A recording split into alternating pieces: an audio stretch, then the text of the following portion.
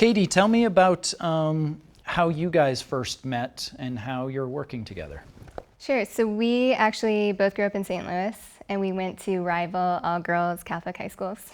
There's a ton of Catholic high schools in St. Louis. We just happened to go to two different ones, and we met through boys who went to an all-boys school. And we've been friends since then. And we were, I guess like several years ago, we sort of talked about, we both love movies, we both work in the film industry in different capacities. And so at one point we just talked about, we should produce a movie someday. And then here we are. Yeah. How'd you get to this place? You decide, yeah, let's produce movies together. And here you are, you have a movie, a narrative competition at South by Southwest, which is no easy feat. Thousands of movies submitted, 100 plus get in, and then 10 are in the narrative competition. Right. Talk to me about that sort of like, oh, we were in school together, or in rival schools, and now we have a movie here. If you can encapsulate that in kind of Back the last decade. Yeah. So Karen Main, our writer-director, is also an old friend of mine. And I had been working at Tribeca Film Institute, the nonprofit side of the Tribeca world. And she came to me with the first draft of her script. And she said, "You work in film, right? Like, let's make this." And I had some of the skill sets of a producer, but no real practical production experience. So my first call was to Katie, and she'd been working in production accounting. And I looped her in, and we could extremely identify to the script. Which is about Catholic girls, Catholic high school girls. Growing up in the Midwest. Yeah. And we worked with Karen on the script for a few years, really getting it to a place we felt great about before we really started pursuing it to make it into a movie. Great. In reading a little bit about each of you, and yes, I knew you had an accounting background. Yes. How does one use an accounting background to produce a movie? Yeah, so... Because you have substantial credits in the production accounting world. Yeah, so I actually started in production on the production side, so I was a production coordinator for a while. But I've always been a sort of math person, and also accountants make a lot more money. So I became an accountant, and I've always I haven't been in film, for accounting at all. Accounting, I just sort of do it really for the money, but I love film, and I've loved producing this film. So I definitely want to keep producing, but when you're in accounting, you learn everything about the film, because you learn how much every little thing costs. I've been in charge of huge budget films, and I know all of the union contracts, and I've gotten to know a lot of people in the industry. I've worked on 30 plus projects over the past 10 years, so. An amazing partner to have. Yeah. I always joke that, on movies, granted the movies I've been able to afford an accounting team. There's been a few of them, and then some not. I'm the damn accountant. But I always go in and befriend the accountant right away, because they know everything about everything. And I love hanging out in there, and we talk about the nitty-gritty of every contract and every detail. Yeah. And if I have questions, it's usually been the accountants who've been able to answer it on a very specific level. Right. You get granular. Yeah. Absolutely, yeah. You're in it. You see the movie in paper form and in number form the whole time everyone's actually making the movie on set. I will go to set occasionally for a cost report meeting, but it's really all of the movie for us is numbers. So it definitely has been different being on the producing side, of course, but I've just been translating it all from the numbers to the visuals. Yeah. So. Talk to me about, you make the short, and apparently the proof's in the pudding. The short's great. It's a Vimeo staff pick. You make the short. How do you get from short into green light of the feature? Katie, talk about that process. Sure. So we actually, from the short, we were accepted into Tribeca Film Institute's network market. which was, I mean, a dream come true, because we got to go during the festival, or sort of around the festival. We went in we had 50 meetings with different investors, distributors, all different people in the film world, possibly to get financing. And through that, we actually won a grant through Panavision and Light Iron for $120,000, which was just being in TFI and getting that, it was just the first real big vote of confidence for our project, which was huge for us. It just it gave us so much momentum.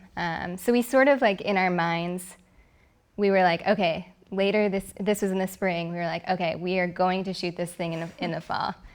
No matter what, the money's gonna come to us, it's gonna happen. We already have this $120,000. We're gonna make this happen. And then, so we started talking to a lawyer, Andre Desrochers, and he loves the project, and he connected us with WME, and they loved it. And so we had two great people from WME come on, and eventually we got linked up with Chris Columbus at Maiden Voyage. Yeah. And Eleanor Columbus went on the retreat that is a huge part of the film. Yeah. So that was amazing. She totally got it. And connected with it right away. Yeah, and they came on board. So you couldn't really ask for better partners. It was amazing. And then they brought on RT features too. So. I'm always intrigued by, Rebecca and I talk about sort of producing partnerships or producing partners on movies, about how you're complementary to each other and how you divide up the tasks. Can you talk about sort of how you divvied up the day, or how you guys figured out who was going to do what, the divide and conquer of it all? Yeah. Well, as Katie mentioned, she loves numbers, which is great. So she, really led the team of us with, getting our budget perfect, doing a lot of the line producing. And then I did everything else, right? Sure. That's not right. Scratch that. No, we really approached a lot of things together, especially because I'm so new to the production side of things. So I'd ask Katie what I can take off her plate. And I don't know, how would you say we attacked things? I think we just have knowing each other for so long, and I think we're both very it's an easygoing people, and we just sort of it's almost unspoken sometimes when something comes up and one of us has to do it. It's sort of oh, of course, it's just yeah, and we don't even it's not like we assign it to one of us. It just sort of happens. We also use Slack nonstop. The messaging, so Slack sponsor. I was going to say, dear producer, brought to you by Slack. Exactly. Yeah. That's a good idea. So we're in kind of constant communication, and I'm about to send this email. This looks right to you, right? And just kind of doing a checks and balance for each other also. Yeah, making constantly. sure we're on the same page Really, about everything. And really made us stronger together. We definitely complement each other by making each other stronger. Yeah. Let's talk about, and if you can sort of be specific about sort of some things, I think, because people are going to watch this, are making their first feature, maybe they're making their 10th feature, but I've gotten that South by Southwest call a bunch of times in my career, and you get that call and it's victorious for about 3 seconds, and then it's oh shit, this is a ton more work now. Yeah, yes. And it's November or December or maybe the first week of January, and you're just this is when? Yeah. Talk to us about sort of from that call until the day of your world premiere, sort of the strategy and the team you had to put together, because I know Endeavor's behind it, but talk to us about those few months. Well, the first step was finishing the movie, which we had pretty much finished. It was just we wanted to go back and do a little bit of color tweaks. We then talked about getting a PR team on board. So we talked to a bunch of different PR teams and landed with Frank, who was amazing. And yeah, just talking to talent and trying to get everyone out here. Luckily, we got a lot out here. We had 5 of our leads come out, and it was a lot of fun to have them, and also I think they had a lot of fun too. And kind of on the marketing side, we help put together, pick stills, get them approved, get our, director's statement, bios for everyone, just kind of collecting all of the press materials, putting it together, making sure everybody was on the same page about it, coming up with, social media stuff, making sure all of that was in order. Lots of emails in between. Oh, and music. Yeah. Music was the big one too. Yeah. Because we have a lot of music in our movie, and we didn't have all of the rights yet. There were like a few things still outstanding. We've been holding out for Boys to Men. Yeah. And they didn't pull through. They have like 70 different publishers on their music. So we had to pull the plug and go with another song that we were excited about.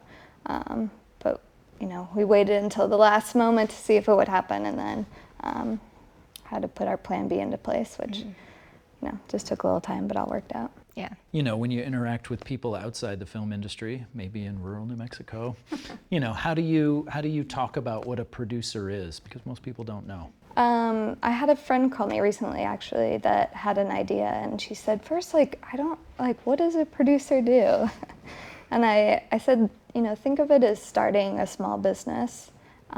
The producers are running the business, and they have to think about the money and HR, people management, and making sure the finances are happy. And I'd explain it that way, because essentially it is a business that you're putting together, and we were lucky to have really, really wonderful people involved, so it made it fun and meaningful. How do you sort of reward yourself for a job well done? How do you go about that? This experience is a reward in itself, and we got stopped on the street the other day by a few girls that had seen the premiere and just wanted to say they loved it and they connected with it. That stuff feels really good. Yeah. And we actually, it is surreal being here for sure. Was it 10 years ago? 10 years ago, we volunteered at Sundance together because, I was just finishing college and she had already graduated, but we just sort of did it together for fun. And so we were I was like a person outside of the venue, helping usher people into the venue. And here we are at a major being US interviewed festival. on camera. Yeah, with our film here. It's just a surreal experience.